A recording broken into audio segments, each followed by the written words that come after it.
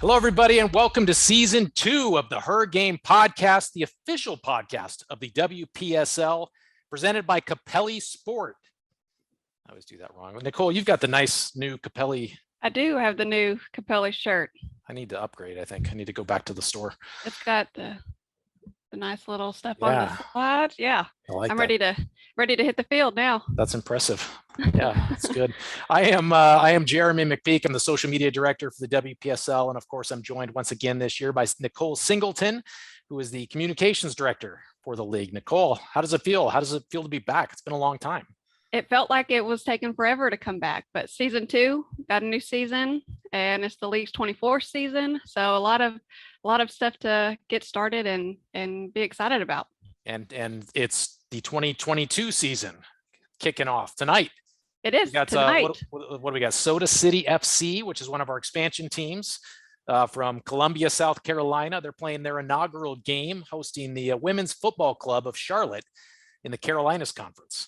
Yeah, and they actually entered the league last year. So we've got some pretty fair new talent going out tonight to kick off our league. Yeah, absolutely. And then we've got 8 more teams kicking off this weekend, with the Mountain Conference having a couple games on Friday, and then the Sunshine Conference, got to say that fast, Sunshine Conference on Sunday. And then Ohio Valley Conference opens up play on Tuesday. So things are kicking off fast and furious, and we'll have all the teams playing here within the next couple of weeks. Yes, and then we also, to start the new season, we've got about a little over 30 new expansion teams that will be taking the field for the first time this season also, which is always fun to see the new teams show up and compete with the veteran clubs. Yeah. So, and all the more opportunities for our athletes to showcase their talents. Absolutely. We've got more expansion teams than most U.S. pro sports leagues have in their entire league. That's true. We do. And last season, they all seemed to go to the East region, but it looks like they all fell into the Midwest Conference in the Central region this year. So that'll be a fun conference to kind of highlight with so many new teams taking the field. Yeah, and we've got a record number of teams this year, more than 130 in the league, correct? Yes. Yep. Over 130. Yeah, so excited to see what this season holds, and excited to be back for season 2 of the HerGame Podcast. But we've also got a lot of other new coverage of the league this year. You want to talk about that from the website perspective?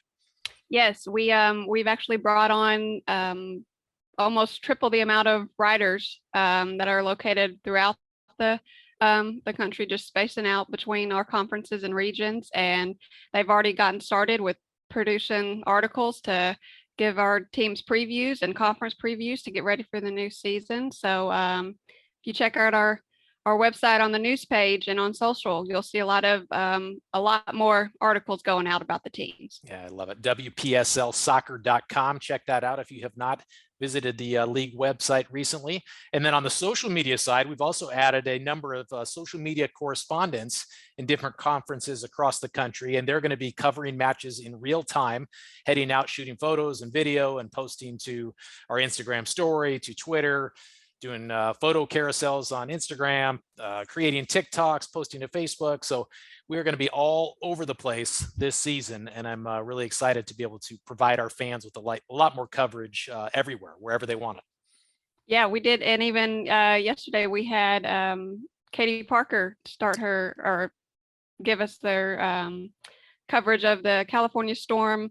What was it? The season kickoff party that they had with the alum players, and then the new current roster. Kickoff to Success. I couldn't remember what it's called. Kickoff to Success. There we go. Kickoff to Success, the big event. And they had a bunch of WPSL alumni and their new California Storm Hall of Famers, including Brandy Chastain, Tracy Ham, Leslie Osborne, and Sissy, who were all in attendance. And Katie did a fantastic job talking to each of them, getting different sound bites from each of them. And I think she's going to have some longer form interviews coming out here in the next couple of days, which again will be available on social as well as our WPSL YouTube channel.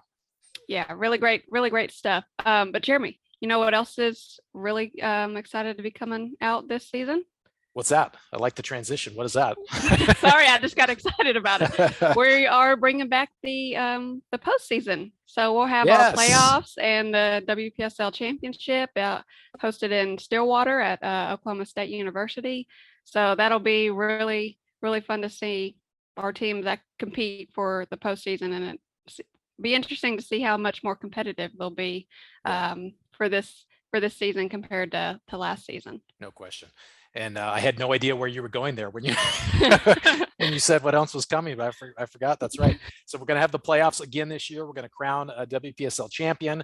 We did not do that last season, of course, because of the pandemic, and that was our first season back after missing a season 2 seasons ago during the height of COVID. So excited to not only have a full season, but actually have playoffs and a championship this year to crown that winner. Yeah, exactly. And we did without doing the playoffs, we did crown, the conference champions, of course, from last season, which our expansion teams really took a lot of those titles. So I'm excited to see how they play out this season and how many of them make it through the postseason. Yeah, no question. And speaking of excited, I think we're both excited to have our special guest on the first episode of season 2 of the podcast. We're going to have Sean Jones, who is the president of the WPSL. So should we kick it over to our interview with Sean? Let's do it. Okay, we are very excited to be joined by the president of the WPSL, Sean Jones. Sean, thanks so much for joining us today. Hey, thank you guys. I'm happy to be here and got a lot of things going on, but we can always find time to kind of promote the league and talk about what we've got going on. So yeah, we really appreciate you taking your time, especially with the season kicking off tonight. But before we get started, can you just tell us a little bit about your background and how you got involved with the WPSL for those who don't know your story? So gosh, it's a long story, but basically I've got 5 kids who've played soccer, been involved in it for over 40 years. 4 of those are daughters. I kind of got involved locally, coach, and there was a very good women's or girls, club team. Had a couple of teams that made it before, this pre-ECNL, pre-DA, but made it all the way to the national championship a couple of years. And that group started a WPSL team in Oklahoma City called the Oklahoma City Alliance. Like I said, they had very successful as a youth program. Those kids young ladies all went off to play in college. And so the parent group wanted to do something during the summer. So they kind of fundraised, and the coach found the WPSL, and they, had a good stint for 3 or 4 years in the WPSL. But as those young ladies started to get older, the parents got a little, tired of funding it. And I had 4 daughters coming up. My oldest at the time was probably a sophomore in high school, or going to be a sophomore, and played for that same coach. And he approached me and said, look, you've got 4 daughters coming up. They're all going to be in college at some point. Would you like to get involved? So I kind of helped him for a year, kind of run the Oklahoma City Alliance. And then the following years, my partners, Debray, Ayala, and Brad Lund, I kind of got them involved. They were into minor league sports and did a lot of things with it. And, we felt there was a lot we could do with the team to help, fundraise, bring sponsorship in, just make it a better atmosphere for everyone. And so we took that team over, and the gentleman that started it, Jimmy Hampton, stayed on as a coach for a couple of years. And, his daughter actually still plays for us. This is her 14th year in the league. Wow. She's in her 30s, but a phenomenal player. But anyway, so, we kind of took it over, ran with it. And then I guess it was probably 2015. We somewhere 2012-ish, 11-ish, changed the name to Oklahoma City FC. In 2015, we had a very good squad that year. And we actually won the region, and we're supposed to advance to the national championship, which was supposed to be in Houston. But we ended up beating the team in Houston out. And so they chose not to host the national championship. So literally on a week's notice, Jerry called us, said, will you guys host the national championship? We put it together, and we'd been talking to Jerry anyway about ways to improve the league and, how could we help? And I think after we did the national championship here, Jerry had a lot of confidence in us, and he actually approached us and said, my health isn't great. At some point, I'm going to have to turn this over to someone. Are you guys interested? And so we started working with Jerry in 16 and 17, just trying to help make improvements. And then we finally took the league over in 2018. So that's kind of the short version of how we got into it. Jerry Zanelli, of course, the founder, Absolutely. late founder, and man who brought so much support to this league and really built it from the ground up. Yes. Yeah, Sean. So last season, our podcast is the HerGame Podcast. We've got the HerGame hashtag. We really rolled out the HerGame campaign. You mentioned your daughters playing, being the father yourself.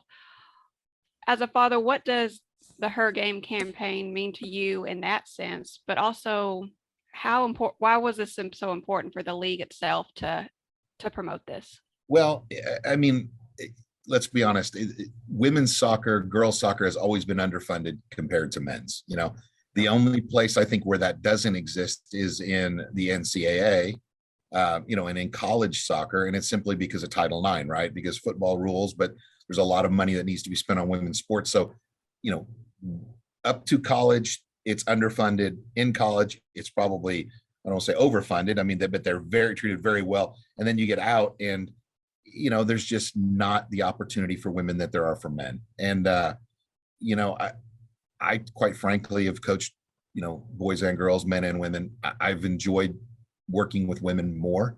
I think they're more appreciative and it's not saying anything wrong, but there's less opportunity. So any opportunity they get, it's always appreciated. And they always go the extra mile to make sure, they thank people and thank the fans and thank the sponsors and thank, just the folks that help create that opportunity. So, having 4 daughters who've gone through it and had fewer opportunities, let's put it that way, than men or than males, we just felt it was really important to kind of showcase, HerGame, right? Showcase the women. And that's kind of, that's why I do it. I mean, I've got a full-time job. My wife says I'm crazy for doing all this, but I do it because I want to create that opportunity, hopefully for my granddaughters now, Yeah.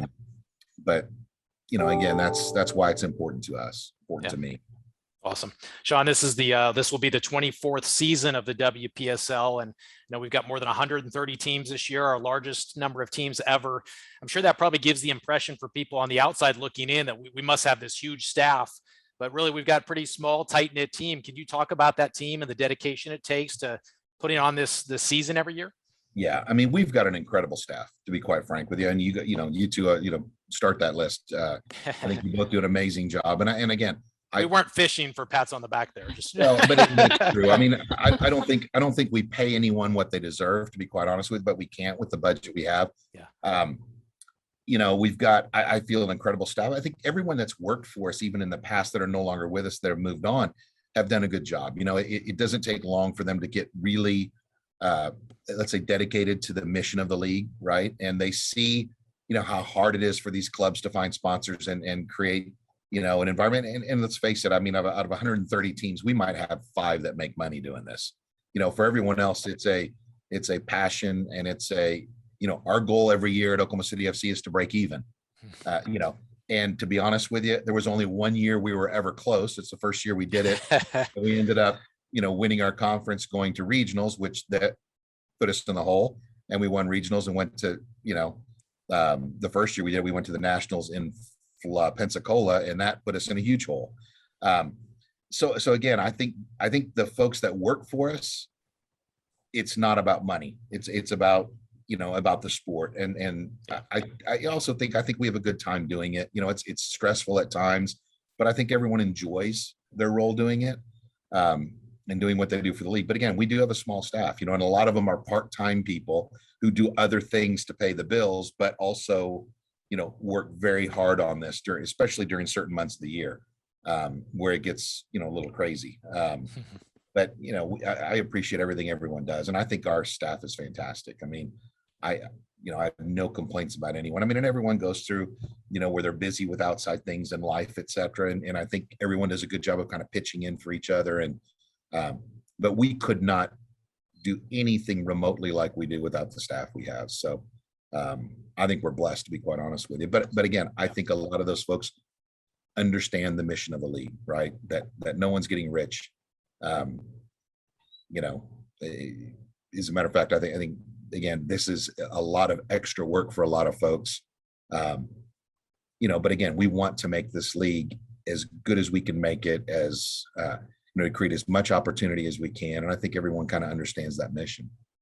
Yeah, and it just goes back to that HerGame campaign that we were just talking about, this creating more opportunities for female athletes to play and either take that next step or just continue to play competitively. Yeah. And I think one other thing real quick, Nichole, it's important. It's not only female athletes and players, but, the attempt to try to get more females in administration, right? More in the communications role, more in the social media role. I'll be honest with you, we struggle here in Oklahoma City to find female coaches. I mean, I would love to have, we had one a couple of years ago and she was committed and then she took another job, right? Somewhere, great for her. She played for us, was going to come back for the summer. We were actually going to house her for the summer and coach our women's team. And then she got this great job opportunity. So, we struggle to find, coaching staff. And I think part of what our mission is we've got to create more, quality women coaches and create more opportunities. So they do want to pursue that. And I even see that locally on the youth level. I mean, I've had 3 calls this week one from a college and 2 from youth clubs saying, hey, do any of your players want to get involved into coaching? We need more female coaches. And so wow. I think that's part of what we need to do as a league as well, as create those opportunities. Absolutely. Jeramie mentioned it's the 24th season of the WPSL, founded in 1998. So that's a lot of excitement to see the growth from here to there to now. But it's also the return of the postseason and the playoffs. Yes. So how excited are you to see that come back into play and just watch the teams compete for the Jerry Zanelli trophy again? Well, I'll be honest with you.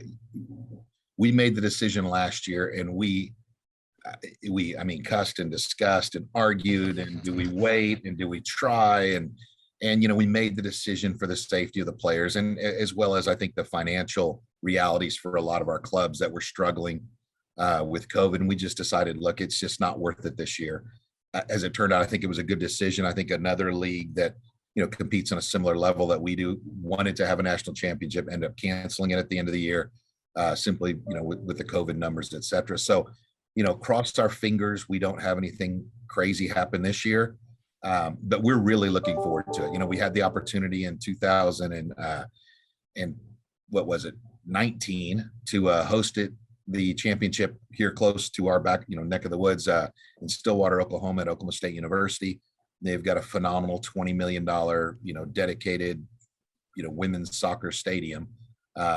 Fantastic, got one of the best, horticulture programs in the country, turf management, golf course management, et cetera. So literally the field looks, you can't tell it's not AstroTurf till you touch it. It looks so perfect. And, I think the players that were here appreciated the way, Stillwater kind of opened their arms to the players last time. And it was interesting for us at that stadium.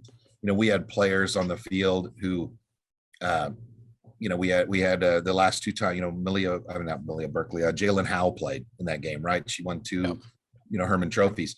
And I remember those players, several players from Florida State, Florida, Stanford, some of the best schools in the country were walking around the field kind of oohing and ahhing. And literally one of them turned around and said, is this where the men play as well? And we said, we don't have a men's team here. They said, this is all for the women. It was like, yeah, absolutely. And, to see that reaction that they get to play in that facility was really neat for us. Unfortunately, we thought, okay, we learned a lot 2019. We thought, okay, we're going to make these changes. It's going to get better. We're going to do this, and then 20, of course, happened with 20 and 21 turned out the way they turned out. So, we're excited to bring it back to Stillwater again this year. We've got a lot of, interesting ideas how to make it better. We're, working right now with local youth soccer clubs to bring, to bring folks in so that we've got a great crowd there. We think it's going to be a special event, to be honest with you. Yeah, that's awesome. Nichole mentioned that the championship trophy is called the Jerry Zanelli Cup, and we've talked about Jerry a couple times. But for those listeners who don't know his history, can you just talk a little bit about how much he did for this league and women's soccer in general? Well, I didn't realize it when we started in this league until we really got to know Jerry. how much he meant to women's soccer, and, Jerry was an interesting gentleman, a great guy. I mean, loved the man. And he was singularly focused on women's soccer. Now, why, I don't know. I still don't know what the motivation was, except it was his passion. And, the California Storm, many of the national team players that people have heard of before, Brandy Chastain and, Shannon Box and a lot of these players played for him, through the California Storm. And basically Jerry started a women's league with 6 teams. And literally over time and over dedication and being stubborn and pushing, and he created a national league with almost, I think, 80 teams on at the time we took it over, but with a national footprint. And literally every single year in every professional league that we have had, half or more of the players who go on to play professionally and graduate from college each year play in this league. And so, to do what he did at a time where it wasn't always the easiest path. It's kind of a testament to, where we are today is a testament to what he did. It's interesting when I go to national conventions and things, I hear all these Jerry Zanelli stories about, that literally he would not be quiet or not sit down, and not until US Soccer, until USASA, until these groups recognized the fact that women's soccer was underfunded, and he was just a bulldog on it. And I think a lot of the gains that the women's amateur game has today are a direct result of what Jerry did. But again, he interesting gentleman, very, very stubborn, very passionate. But again, the league would not be what it is today without Jerry. And again, we felt as soon as we took the league over that we were going to name the cup every year after Jerry. And as long as we run it, it'll never be anything different. I mean, that's what he means to the league. That's awesome. Good decision. Yeah. So it's no question. We've talked about it all episode, how much growth the league has had. We're over 130 teams this season, and we've seen the league's impact even on the professional and national levels with how many of our alumni have taken the step to play in the NWSL. But tell us about the league's latest edition with the U21 League that we're starting and getting up and running. Yeah, well, so, this was an idea that I've had for a while. We kind of started to roll it out during the, unfortunately during the pandemic, and then it fell apart. And then last year was difficult. But, what we found was there is, even in Oklahoma City, we've got, 50, 60 players coming to try out.